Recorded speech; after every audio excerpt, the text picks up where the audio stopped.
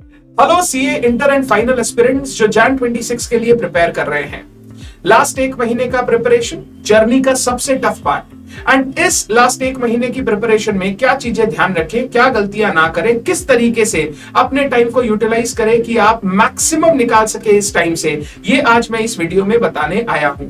Strategy हर बच्चे ने अपने हिसाब से बना ली होगी। आपने जो अपनी स्ट्रैटेजी बनाए हैं उस पर कायम रहिए क्योंकि वो आपके लिए द बेस्ट स्ट्रैटेजी होने वाली है। तो आज मैं लास्ट एक महीने में एडवांस अकाउंट्स में फाइनेंशियल रिपोर्टिंग में क्या करना है ये बताने नहीं आया हूं, ये बताने आया हूं ओवरऑल आप जो पढ़ाई कर रहे हैं उसमें किस तरीके से आपको टाइम एलोकेशन करना चाहिए और किन बातों का ध्यान रखना चाहिए। कुछ कॉमन इश्यूज जो लास्ट एक महीने में आते हैं सारे ही स्टूडेंट्स के, चाहे आप रैंक होल्डर हो चाहे आप नॉर्मल स्टूडेंट्स हो, अब कोई भी स्टूडेंट हो, ये कॉमन इश्यूज आपको ये लास्ट एक महीने में देखने मिलेंगे। सेल्फ डाउट सबसे हाईएस्ट लेवल पर होगा। अभी तक हम जब प्रिपेयर कर रहे थे तो हमारे पास 3 महीने 4 महीने 5 महीने का टाइम था, तो हम धीरे धीरे प्रिपेयर कर रहे थे। लग रहा है सब कुछ सही चल रहा है, टाइम बाकी है, जैसे जैसे आगे बढ़ रहे हैं प्रिपरेशन बढ़ती चली जा रही है। बट जैसे जैसे ये टाइम कम होते चला जाता है हमें सेल्फ डाउट आने शुरू होते हैं, क्या हमारी प्रिपरेशन राइट डायरेक्शन में है। किसी ने इतना कर लिया, किसी ने 2 बार रिवाइज कर लिया, किसी ने 3 बार किया, मैंने अभी तक एक ही बार किया, क्या मैं सही डायरेक्शन में चल रहा हूं। ये सेल्फ डाउट इस लास्ट एक महीने में बहुत बड़ी प्रॉब्लम है जो सारे स्टूडेंट्स को फेस करनी पड़ती है। लगातार 2-3 महीने से पढ़ने के बाद अब जो एफिशिएंसी है ना, जो अब हाईएस्ट लेवल पे होनी चाहिए थी, बहुत बार एफिशिएंसी गिरना शुरू कर देती है क्योंकि आपको ऐसा लगना शुरू हो रहा है यार 2 महीने 3 महीने से पढ़ ही रहे हैं, कुछ किए नहीं है, लाइफ बोरिंग होती चली गई, एक ही रूम में बैठ के हम प्रिपरेशन कर रहे हैं, तो एफिशिएंसी धीरे धीरे बच्चों की गिरने लग जाती है। स्ट्रेस और एंजाइटी का लेवल अभी सबसे हाईएस्ट लेवल पे है। आज तक जितना भी आपने पढ़ाई किया, एग्जाम दिया, उसमें सबसे हाईएस्ट लेवल पर स्ट्रेस और एंजाइटी आपके लाइफ में आप अभी फील कर रहे हो। और डायरेक्शन की कमी, क्या करें क्या ना करें, ये सबसे ज्यादा आपको लास्ट एक महीने में फील होता है क्योंकि एक बार आप ऑलमोस्ट हर सब्जेक्ट को रिवाइज कर चुके हो। अब लास्ट एक महीने में क्या चीज करना है, क्या चीज नहीं करना, किस पर टाइम इन्वेस्ट करना, किस पर नहीं करना, ये बच्चे के लिए बहुत डिफिकल्ट हो जाता है टू थिंक। इसीलिए इस लास्ट एक महीने में मैं सभी बच्चों को बोलता हूं कि आप एक मॉक टेस्ट जरूर अपीयर करें सारे पेपर्स का। मॉक टेस्ट अपीयर करने से आपको यह पता चलता है कौन सी एरिया स्ट्रांग है, कौन सी एरियाज वीक है, किन एरियाज पर टाइम इन्वेस्ट करना है, किन को टाइम इन्वेस्ट नहीं करना है। ये जो आपको लास्ट एक महीने में चाहिए, मुझे कैसे पढ़ना है, क्या करना है, क्या नहीं करना है, वो आपको मॉक टेस्ट ही गाइड करते हैं।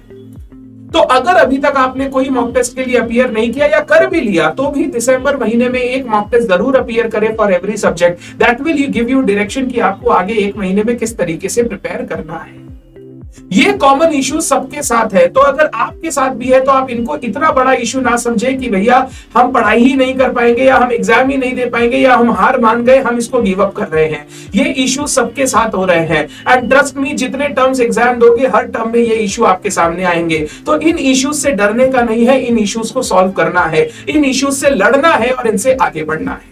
अब अगर ये कॉमन इश्यूज को आपको सॉल्व करना है तो कुछ छोटी छोटी आपको बात बताता हूं जिससे आप इन सब चीज से डील कर पाएंगे। सबसे पहले stop over thinking and comparison. आप ओवर थिंक करना बंद कर दीजिए, किसने कितना कर लिया होगा, किसने कितना नहीं किया होगा। कंपैरिजन बंद कर दीजिए, उसने 2 बार रिवाइज किया, मैंने 1 बार रिवाइज किया।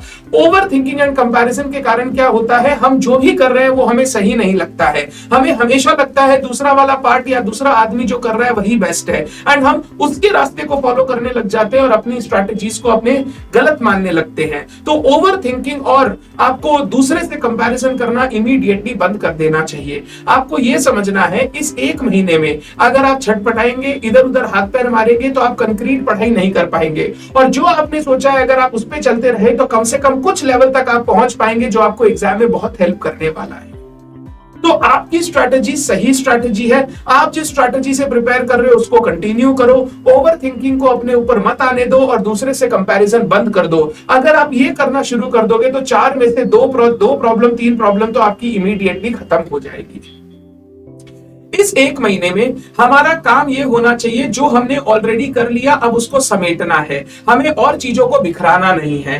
अनलेस कोई सब्जेक्ट के आपका रिवीजन बाकी है, अगर आपने हर सब्जेक्ट को एक बार ऑलमोस्ट रिवाइज कर लिया है तो अब इस लास्ट महीने में हमको सारी चीज को वापस बिखराना नहीं है। अब एक एक चीज को समेटने का टाइम आ गया। समेटने से मेरा मतलब है कि कोई भी नया चीज, कोई भी नया कॉन्सेप्ट, कोई भी नया चैप्टर अब हाथ ना लगाए अगर आपने इसको पहले नहीं देखा है तो, यानी आपकी क्लास नहीं की हुई है, अब आप सोच रहे हो हम क्लास पास कर लेते हैं, क्लास नहीं किया हुआ तो क्या हुआ, एग्जाम ओरिएंटेड से देख लेते हैं, कम से कम मैराथन कर लेते हैं। ये सब अब ना करें, क्योंकि जितना आपने किया है वो भी एडिक्वेट है एग्जाम पास करने के लिए। एग्जाम पास करने के लिए 100 में 100 नहीं लाना है, 100 में 60 लाना है, 50 लाना है। तो जितना आपने किया है अगर वो एडिक्वेट है, अगर कोई एक आध चीज आपने आज तक नहीं टच किया और अब आप सोच रहे हो उसको टच करना, तो वो गलत आइडिया है। आप उस पर टाइम वेस्ट ना करें। जो चीजें आपने की है उसी को समेटने का टाइम है, नई चीजों को बिखराने का टाइम अब नहीं है। तो प्लीज उस पर टाइम वेस्ट करना बंद कर दे। सबसे पूछना बंद कर दे, सर मैंने अभी तक कंसोलिडेशन नहीं किया, क्या अब मैं कर लूं सर क्लास? सर मैंने अभी तक ये चैप्टर नहीं किया, क्या अब मैं क्लास कर लूं?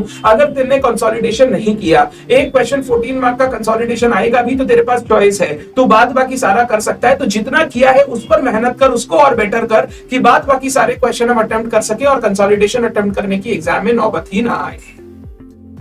तो अब हमारा टाइम है चीजों को समेटने का, ना कि चीजों को बिखराने का। तो कोई भी नई चीज जो अभी तक आपने नहीं देखी है प्लीज उसको टच ना करें। हाँ, कोई चीज का क्लास किया हुआ है, रिवीजन नहीं हुआ है, मुझे रिवीजन करना है, बिल्कुल करो, कोई प्रॉब्लम नहीं है। बट कोई भी नई चीज अब नई सिरे से चालू मत करो। आपको वो सब कुछ नहीं करना है। एक चैप्टर 2 चैप्टर छूट गया, बाद बाकी को ऐसा प्रिपेयर कर लो कि जितना आपको आता है आप उसको अच्छे से कर पाओगे।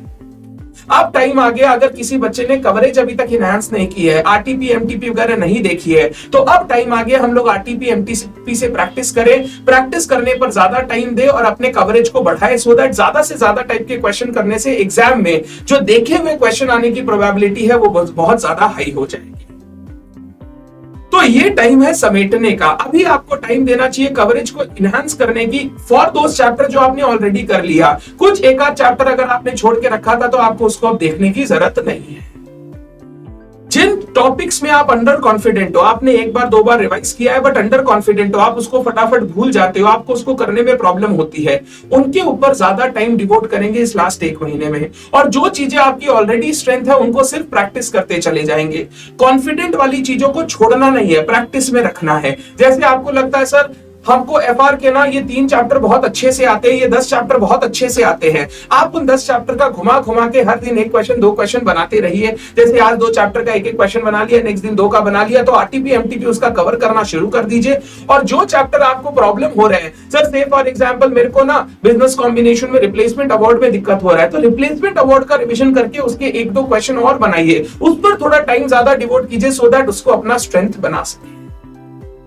तो जिन चीजों में आप अंडर कॉन्फिडेंट है उन पर टाइम डिवोट करना शुरू कीजिए, उन पर टाइम ज्यादा से ज्यादा डिवोट कीजिए ताकि उन पर कॉन्फिडेंस इनहांस हो। और जो चीजें ऑलरेडी आपकी स्ट्रेंथ है उनको सिर्फ प्रैक्टिस करें। प्रैक्टिस छोड़ देना भी गलत है और एक्सेस उस पर रिवीजन करके टाइम वेस्ट करना भी गलत है। उनको सिर्फ कंटिन्यूअस प्रैक्टिस में रखिए ताकि सब्जेक्ट से जो आपकी टच है वो कभी ना छूटे। अगर किसी बच्चे को ऐसा लगता है सर डीटी में अभी थोड़ा मेरे को और टाइम देना चाहिए, प्रैक्टिस करना चाहिए, आप डीटी को टाइम दीजिए। आप लॉ और एडवांस अकाउंट को सिर्फ प्रैक्टिस में रखिए। डीटी 7-10 दिन टाइम देने से जब कॉन्फिडेंट हो जाओ तो डीटी के बाद दूसरा सब्जेक्ट जिसमें थोड़ा कम कॉन्फिडेंस है उसको टाइम दो और डीटी की प्रैक्टिस अपनी कंटिन्यू रखो। ये करना लास्ट 1 महीने का मेन उद्देश्य है। तो लास्ट 1 महीने में हम नई नई चीजों को नहीं देखते, जो ऑलरेडी हमने कर लिया हम उन्हीं चीजों को और अपनी इंप्रूव करने की कोशिश करते हैं, सो दैट हम उसमें माहिर हो सके और जितने क्वेश्चन उससे आए उनको प्रॉपर्ली करके हम अपना एग्जाम पेपर अच्छा कर सके। तो मॉक टेस्ट देने पर फोकस करें। नंबर 2, नई चीजों को इग्नोर करें, अब माथा ना लगाए। दोस्त कितना भी इंपॉर्टेंट बोल दे कि ये आएगा ही, अगर आपने सोच लिया मैं नहीं करूंगा तो अब हाथ नहीं लगाऊंगा। जो चीजों में कॉन्फिडेंट है उनको प्रैक्टिस में डाल दे, जिनमें अंडर कॉन्फिडेंट है उन पर टाइम दे रिविजन करने के लिए। ये आपका लास्ट 1 महीने का प्राइमरी स्ट्रेटजी होना चाहिए। अगर इस तरीके से आप करते हैं तो आप कम से कम टाइम में ज्यादा से ज्यादा चीजें अचीव कर पाएंगे। कवरेज पर ध्यान दें, आरटीपी एमटीपी वगैरह बनाए, सो दैट डिफरेंट टाइप के क्वेश्चंस भी आपको पता हो। एग्जाम में कोई भी टाइप का क्वेश्चन आएगा आप उसको अटेम्प्ट कर पाएंगे। Thank you so much everyone. ऐसे पढ़ाई करते रहे, अपने आप को बिल्कुल अंडर कॉन्फिडेंट ना करें। जो आपने पढ़ा है वो आपको बहुत काम आएगा एंड आपको एग्जाम क्लियर करने में हेल्प करेगा। अपने आप पर कभी भी डाउट मत आने देना, क्योंकि आपने सच में मेहनत की है।